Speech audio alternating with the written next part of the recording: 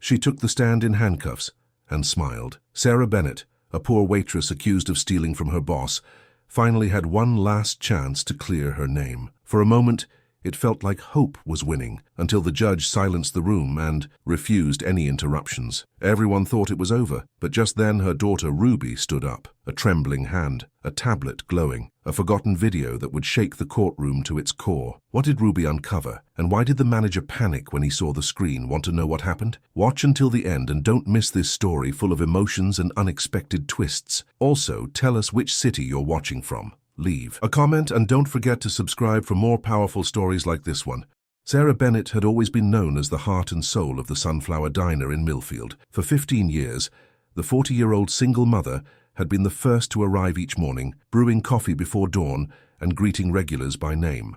Her genuine smile and remarkable memory for how everyone liked their eggs had made her a beloved fixture in their small town. "More coffee, Judge Grant?" Sarah would ask, already reaching for the pot. "And I saved you the last slice of apple pie. I remember it's your favorite." Sarah's life wasn't easy. She lived in a modest 2-bedroom apartment with her 11-year-old daughter Ruby, a bright-eyed girl with her mother's determination and a talent for technology that Sarah couldn't begin to understand.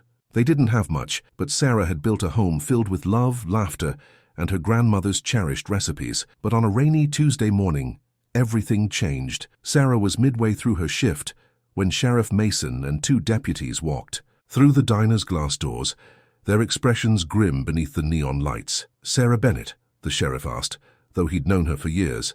The diner fell silent. Forks paused midway to mouths. Coffee cups hovered above saucers. "Yes?" Sarah replied, clutching her order pad against her chest. "I need you to come with me, ma'am. You're under arrest for theft." The accusation hit her like a physical blow. Wade Carter, the diner's slick-talking manager, emerged from his office with a solemn expression that didn't quite reach his eyes. $3,000, Wade announced loudly enough for everyone to hear, "taken from the safe in my office last night. Security footage shows Sarah was the last one near my office before closing." "That's impossible," Sarah protested, her voice trembling. "I didn't take anything." But her words seemed to evaporate in the stunned silence of the diner. As the deputies led her away in handcuffs, Sarah caught sight of Ruby, standing frozen in the doorway, returned from school to surprise her mother with an A on her science project. "Call Mrs. Delgado next door," Sarah called out desperately to her daughter. "Stay with her until I sort this out. Everything will be okay, Ruby. I promise." The social services aide arrived within minutes, gently guiding Ruby away as Sarah was placed in the back of the sheriff's patrol car. Through the window, Sarah watched her daughter's retreating figure, small and vulnerable. For the first time in her life, Sarah wasn't sure she could keep the promise she'd just made. That night, alone in a cell, Sarah stared at the ceiling and wondered how her life had shattered so completely in a single day. The preliminary hearing was set for tomorrow, and without money for a proper attorney, she would be assigned a public defender. The thought of facing a trial, of potentially losing not just her freedom but her daughter, was almost too much to bear. Little did Sarah know that across town Ruby Bennett was wide awake too, her mind racing with questions and a fierce determination to uncover the truth that would save her mother. Morning light filtered through the curtains of Mrs. Delgado's spare bedroom as Ruby sat counting the tip money her mother had left on their kitchen table. $49, barely enough for groceries, let alone a lawyer. The elderly neighbor had been kind, making pancakes shaped like hearts and assuring Ruby that everything would work out. But the girl had inherited her mother's practical mind and knew kind words wouldn't open jail cells. "Your mama's strong," Mrs. Delgado said, placing a gentle hand on Ruby's shoulder. "She'll be home before you know it." Ruby nodded politely but remained unconvinced. During breakfast, she overheard Mrs. Delgado on the phone, mentioning that the diner would be closed for the day following the incident. A plan began forming in her mind. At dawn the next morning, while Mrs. Delgado was still asleep, Ruby slipped out with the spare key to the diner her mother had always kept for emergencies. She told herself she was just retrieving her mother's favorite cardigan for the upcoming court appearance. Sarah always said having something familiar nearby gave her courage. The diner was eerily quiet without the usual clatter of dishes and hum of conversation. Ruby moved carefully through the familiar space, remembering her mother's words that rang in her ears like a mantra. "When life feels wrong, look for the missing piece." In the staff room, she found her mother's cardigan hanging on the hook. As she reached for it, something caught her eye. Wade's work phone forgotten on a dusty shelf in his apparent rush to play the hero. Ruby hesitated only briefly before slipping the device into her backpack. Instinct told her this might be important, though she wasn't yet sure why. Outside the courthouse later that morning, Ruby watched public defender Janice Moore hurry up the steps with an armful of files. The attorney looked harried and overworked, nothing like the confident lawyers on TV shows.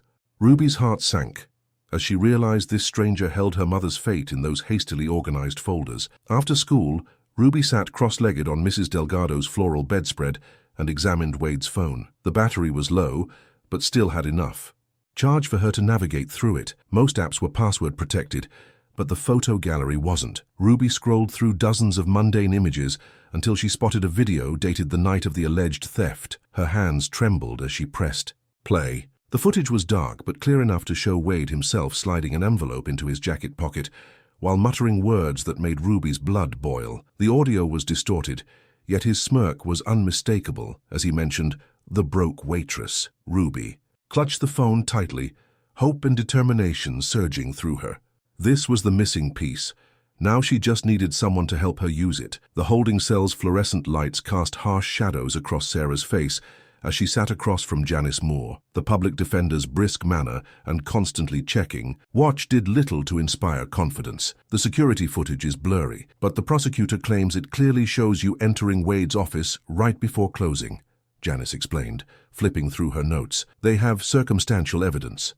Your fingerprints on the door handle, your knowledge of the safe's location. Sarah's shoulders slumped. I wipe down that door handle every night during closing, and everyone who works there knows where the safe is.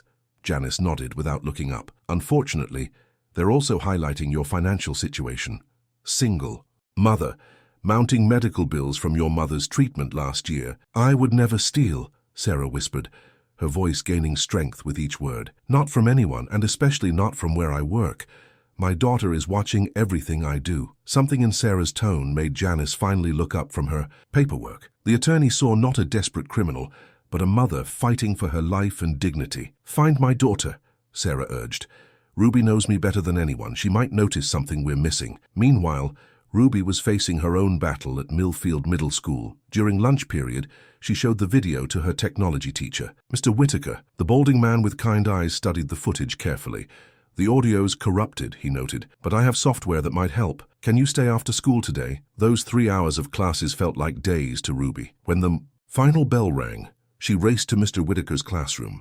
Together they worked, carefully enhancing the audio, until Wade's words became clear. The broke waitress takes the fall while I pay off my poker debts. No one will believe her over me anyway. Ruby's eyes filled with tears of vindication. I need to get this to Mom's lawyer right away. Mr. Whitaker hesitated. Ruby, this was obtained without permission. I'm not sure it's admissible in court. But it's the truth, Ruby protested. Truth and legal evidence are sometimes different things, he explained gently. But I agree we should try. Let me make a copy first, just to be safe. Across town, Wade Carter was meeting with the district attorney, painting a picture of Sarah as a desperate single mother who had betrayed his trust. His performance was compelling, practiced even. The DA nodded sympathetically, adding notes to what was becoming an increasingly solid case against the waitress. Time was running out. The preliminary hearing was scheduled for tomorrow morning, and without this evidence, Sarah would almost certainly be bound over for trial. Ruby clutched the tablet containing their precious evidence, determination settling across her young features as she formulated her next move. Early Thursday morning found Ruby standing before the imposing limestone courthouse, clutching her tablet to her chest. The restored video felt like a talisman, heavy with potential but useless without reaching the right hands. She took a deep breath and climbed the wide steps toward the building's entrance. "Can I help you, young lady?" asked the security guard, a grandfatherly man with salt and pepper hair. "I need to see Janice Moore. She's my mom's lawyer," Ruby explained. The guard's expression softened, but he shook his head. "Sorry, honey. Building policy. No minors without an adult or an appointment." Ruby tried the receptionist next, who barely looked up from her computer. "Miss Moore is in court all morning. No appointments until next week." Defeated but undeterred, Ruby settled on a bench outside the building. The spring air carried a chill that seeped through her light jacket, but she refused to leave. 1 hour passed, then 2. People in suits hurried past, barely noticing the determined girl with the tablet. Just as the afternoon shadows lengthened, Ruby spotted Janice exiting the building, arms laden with files. "Miss Moore!" Ruby called, rushing forward. "I'm Ruby Bennett. My mom sent me." The attorney paused, recognition flickering across her tired features. "Sarah's daughter?" Without wasting a moment, Ruby pulled up the video and pressed play. Janice watched, her expression shifting from polite interest to shock as Wade's incriminating words filled the space between them. "Where did you get this?" she asked, her voice hushed. "It doesn't matter," Ruby insisted. "Can it help my mum?" Janice motioned to a nearby bench. "Evidence has strict rules, Ruby. This was obtained without a warrant, and the trial starts Monday." Ruby's heart sank, but Janice continued. "However, if your mother testifies and introduces this herself, Judge Grant might allow it." She paused. "But testifying means facing cross-examination. It's rigorous, sometimes brutal. Mom can handle—" Ruby said with more conviction than she felt. That evening in the jailhouse visiting room, Sarah listened as Janice explained their potential strategy. Fear flashed across her face at the mention of testifying. Public speaking had always terrified her, and facing Wade in open court seemed impossible. "Mom's birthday is Sunday," Ruby said softly. "You always make her favorite chocolate cake. You need to be home for that." Sarah looked into her daughter's eyes, so full of faith, and felt something shift inside her. Drawing a deep breath, she squared her shoulders. "We do it," she decided. "I'll be home Sunday to light that birthday candle." What Sarah didn't know was that Wade had connections throughout the small town. By nightfall, he'd learned about the video threatening his carefully constructed story. Panic set in as he realized his comfortable life was unraveling. Desperate times called for desperate measures, and Wade had one last card to play. Friday. Morning sunrise painted the courthouse windows gold as Wade Carter paced outside Judge Grant's chambers. His normally immaculate appearance had suffered, shirt slightly rumpled, tie askew, eyes darting nervously. When the judge's secretary nodded, Wade straightened his posture and entered the wood-paneled office. Judge Harold Grant, known throughout the county for his strict adherence to procedure, barely looked up from his desk. "Make it quick, Mr. Carter. I have a full docket today." "Your Honor, I have concerns about potential disruptions at Monday's trial," Wade began, his voice smooth despite his inner turmoil. "The defendant's daughter is quite emotional. I've heard rumors she plans to create a scene in your courtroom." This caught the judge's attention. His bushy eyebrows furrowed as he peered over reading glasses. "What kind of disruption?" "Some sort of fabricated evidence," Wade continued, feigning concern. "Doctored videos, allegedly from my phone. The girl's quite skilled with technology, I understand." Judge Grant's reputation for maintaining order in his courtroom was legendary. "I won't have my proceedings turned into a circus," he declared, reaching for his legal pad. By noon, the judge had issued a special order regarding spectator disruptions during State v. Bennett. The document explicitly prohibited unauthorized presentations or outbursts from the gallery, effectively silencing Ruby before she could even speak. When Janice received the order, her heart sank. She immediately called Mr. Whitaker, who agreed to meet them at the courthouse library after school hours. The three huddled around a table in the back corner, reviewing the judge's directive. "He's outmaneuvered us," Janice whispered, careful not to disturb the few patrons nearby. Ruby, however, was studying the document with surprising intensity for an 11-year-old. Her finger traced each line slowly until she looked up, a small smile forming. "It says no disruptions from spectators," she pointed out. "But what if the evidence is already filed by counsel? That wouldn't be a disruption, right?" Janice reread the order, her legal mind racing. "You're absolutely right, Ruby. The order bars interruptions during proceedings but says nothing about properly filed exhibits."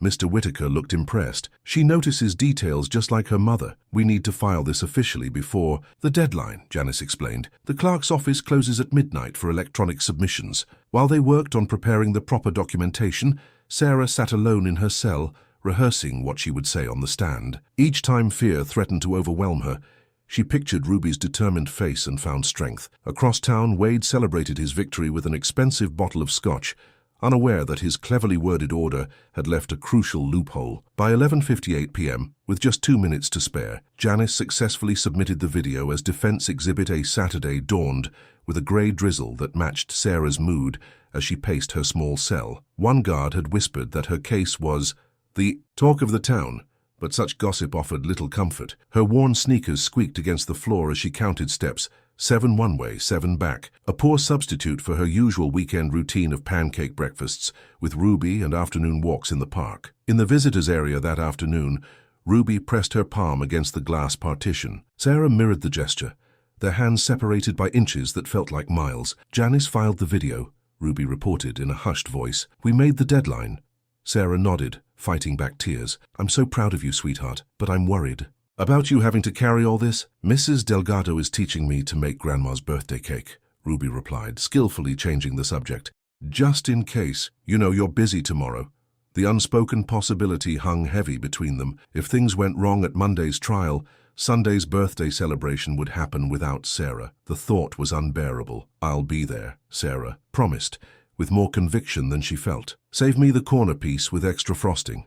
Across town, Wade Carter discovered the video had been officially filed when the court clerk called to confirm receipt of all evidence. His hands shook as he poured another drink, spilling expensive liquor across his kitchen counter. The carefully constructed plan was crumbling around him. He made frantic calls to friends with connections, but even in a small town like Millfield, there were limits to what could be done on a weekend to manipulate the justice system. Sunday morning, the jail's chapel service provided Sarah unexpected solace. The visiting minister spoke about David facing Goliath, and Sarah found herself drawing parallels to her own situation.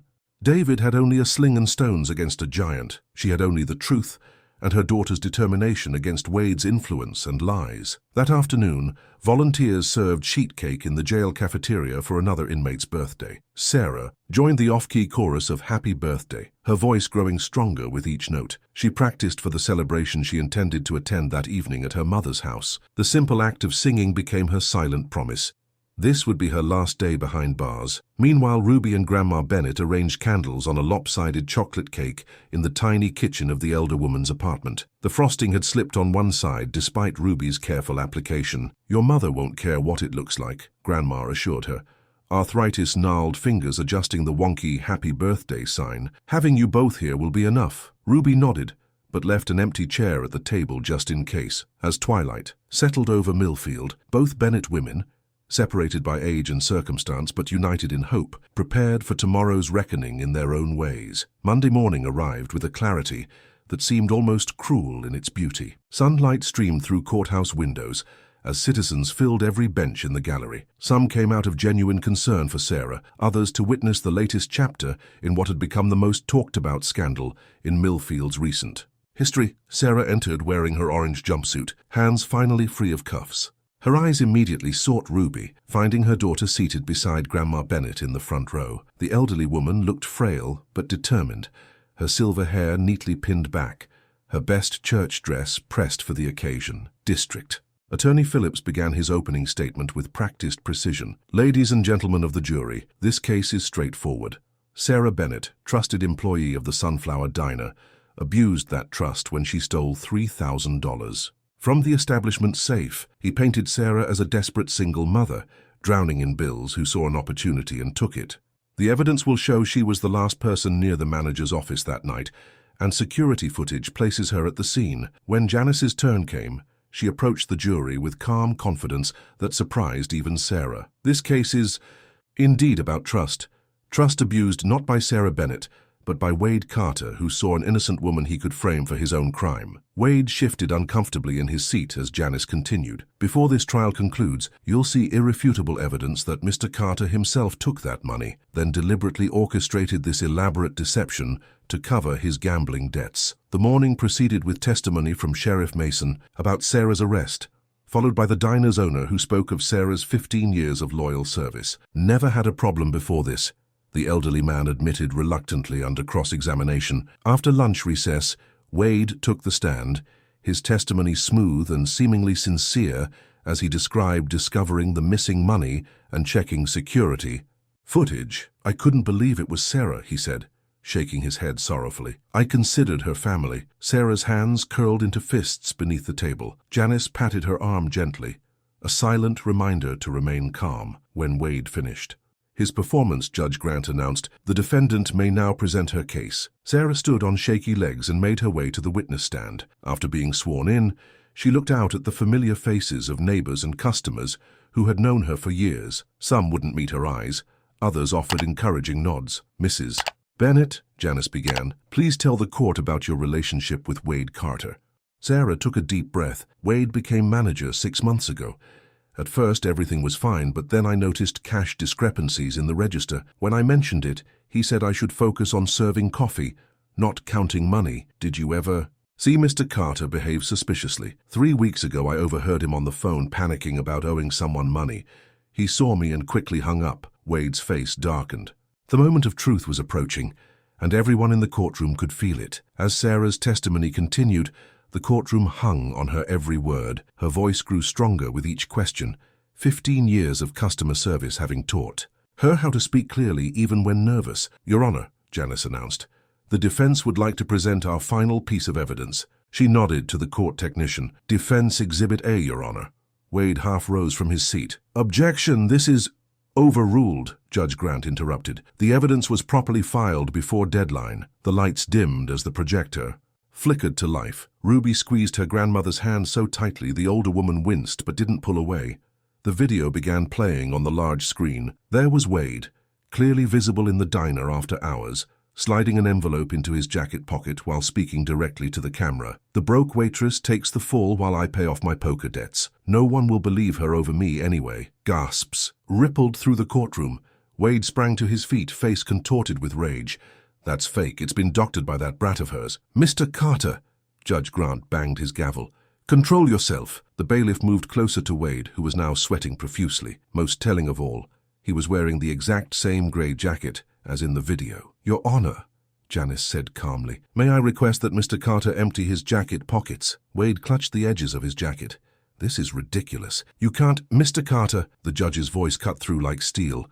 "Comply with counsel's request." The bailiff approached Wade, who reluctantly turned out his pockets. Nothing incriminating appeared, and for a moment, Wade's face showed triumph. "Check the lining," Ruby called out suddenly, unable to contain herself. "Young lady," Judge Grant warned, but then nodded to the bailiff. "Check the jacket thoroughly." The bailiff ran his fingers along the inside seam and paused.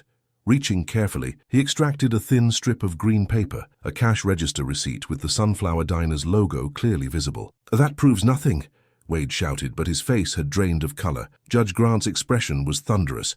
"Mr. Carter, you will be seated and silent." "Bailiff, take the jacket as evidence and detain Mr. Carter for further questioning." Turning to Sarah, the judge's voice softened slightly. "Mrs. Bennett, you are released from custody immediately. All charges are dismissed." He banged his gavel with finality. "This court stands adjourned." Outside, spring sunshine bathed the courthouse. Steps in golden light. Ruby burst through the doors and flew down the steps into her mother's waiting arms. Sarah lifted her daughter, spinning her in a circle as neighbors and diner regulars gathered around, many now offering apologies and congratulations in equal measure. That evening, the Bennett women crowded into Grandma's tiny kitchen. The chocolate cake still leaned to one side, its frosting slipping slightly, but no one cared. Sarah lit the candles with steady hands, and 3 generations of Bennett women sang the birthday song with voices full of emotion. As Sarah watched her mother blow out the candles, she realized that some wishes do come true, not through magic, but through love, determination, and the courage to fight for truth. Ruby caught her eye across the table and smiled. In that moment, Sarah knew that whatever hardships might come their way, they would face them together, stronger than ever before.